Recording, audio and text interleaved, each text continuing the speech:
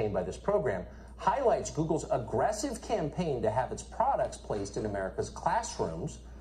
For years, Google has been recruiting teachers as partners, urging them to use Google apps in their class and promoting those apps to others. Teachers have received consulting contracts worth thousands of dollars.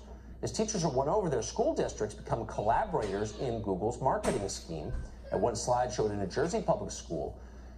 Parents were told to let their kids, quote, "Let me see what you did in Google Classroom today," instead of say, "What did you learn in school today?"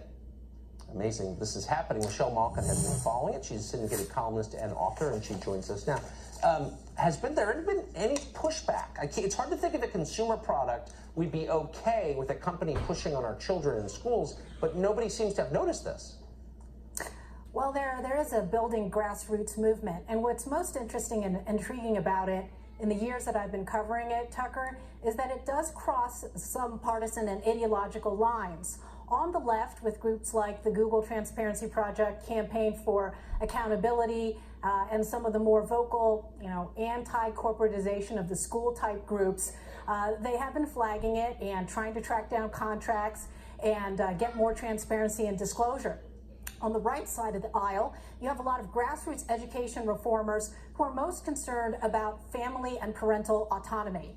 And so when there are nuggets, like there are in this latest report, that talk about how Sergey Brin, the Google co-founder's mother, was advising people in these training sessions how to circumvent objections by the school district and by parents in creating Gmail accounts by ignoring the objections and having students create dummy accounts.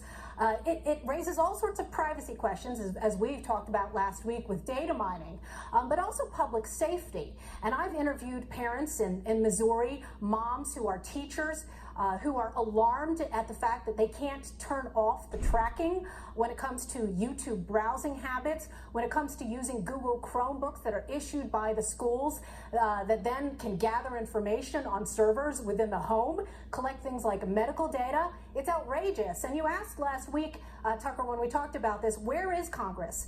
A lot of Congress members, of course, take a lot of Google money. So the plain fact is they're bought off.